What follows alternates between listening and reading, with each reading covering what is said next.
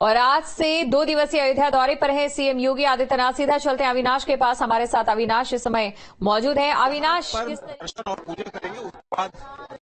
देखिए, सीएम योगी आदित्यनाथ अयोध्या पहुंच चुके हैं। विधानसभा चुनावों को लेकर भी सीएम योगी आदित्यनाथ का ये अयोध्या पहुंचना, यानी कि खुद कमान संभाल रहे हैं सीएम।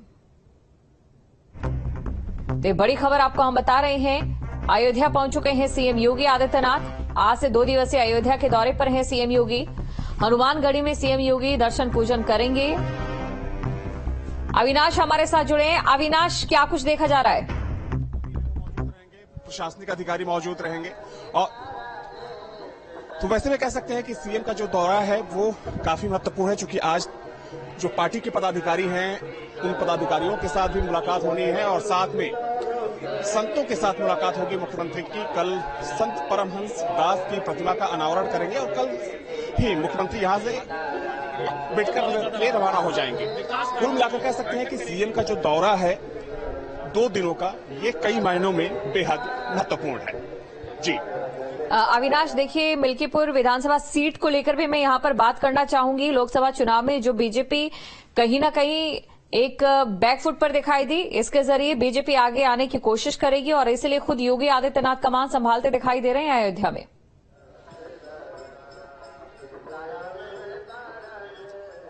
बिल्कुल, देखिए, अगर हम मिल्कीपुर विधानसभा सीट की बात करें तो चूंकि ये वही सीट है जहां से अवधेश प्रसाद पहले विधायक हुआ करते थे, लेकिन लोकसभा चुनाव जीतने के बाद चूंकि अब वहां पर उपचुनाव होने जा रहा है, तो वैसे में दोनों ही पार्टियों के सामने चुनौती है। क्योंकि उससे पहले अवधेश प्रसाद से पहले गोरखनाथ बाबा जो बीजेपी के विधायक थे वो वहां से विधायक थे, लेकिन 22 के इलेक्शन में मिल्कीपुर सीट बीजेपी हार गई। तो बीजेपी के सामने चुनौती यह है कि उस सीट को एक बार फिर से अपनी झोली में डाला जाए, तो समाजवादी पार्टी के सामने उस सीट को बचाने की एक बड़ी चुनौती होगी।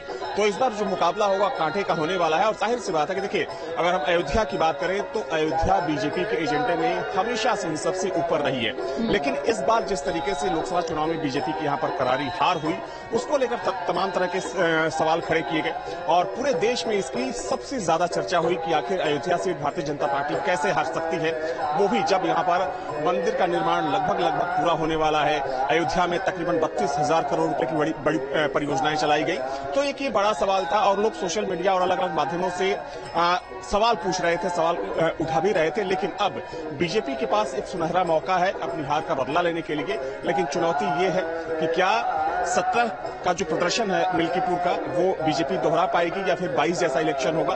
कुल मिलाकर कह सकते हैं कि अब अगले मोर्चे पर मुख्यमंत्री हालांकि पहले से सबसे आगे नजर आते थे, लेकिन अब इलेक्शन को लेकर, बाई इलेक्शन को लेकर मुख्यमंत्री की सक्रियता यहां पर भी देखी जा रही है। और साथ में चूंकि अम्बेडकर नगर भी मुख्यमंत्री को जाना है, तो अम्बेडकर नगर की जो एक विधानसभा की सीट है जहां से लालजी वर्मा पहले विधायक हुआ करते थे, उस सीट को जीतना भी बीजेपी के लिए एक चुनौती से कम नहीं। लेकिन अब सब कुछ कमान संभाले हुए मुख्यमंत्री, देखने वाली बात यह होगी कि अब आने वाले समय में जब बाई इलेक्शन होता है तो इन दोनों सीटों के साथ साथ 10 सीटों का परिणाम क्या कुछ होने वाला होगा। अविनाश, जिस तरीके से बीजेपी, अगर यूपी बीजेपी की बात करें, यूपी बीजेपी को जख्म दिया अयोध्या ने दिया, अब उसी अयोध्या से मरहम ढूंढने की तलाश जो है वो शुरू हो गई है और इसीलिए अब और भी ज्यादा पैने तरीके से यहां अयोध्या में बीजेपी यूपी काम करती नजर आएगी।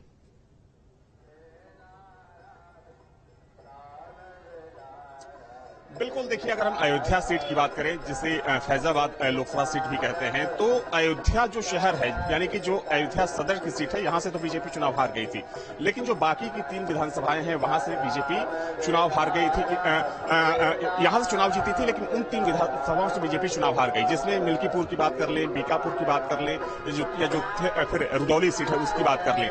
तो वैसे में अब मिल्कीपुर के सहारे कहीं ना कहीं आपने बिल्कुल सही कहा कि मरहम लगाने की कोशिश करेगी और बीजेपी के पास एक सुनहरा मौका भी है, क्योंकि बाई इलेक्शन में जिस तरीके से एक माहौल होता है, जो माहौल होता है वो सत्ता पक्ष के फेवर में आमतौर पर देखा जाता है। और जो बीकापुर यानी कि जो अयोध्या में जो रेप की घटना हुई है, ये भी एक फैक्टर कह सकते हैं कि एक बड़ा असर छोड़ रहा है। और खास तौर पर जो बीकापुर का इलाका है, जो निषाद समुदाय है, चूंकि निषाद समुदाय की बात करें तो अच्छी खासी संख्या में निषाद समुदाय मिल्कीपुर में भी रहता है, जो एक बड़ी तादाद है निषाद वोटरों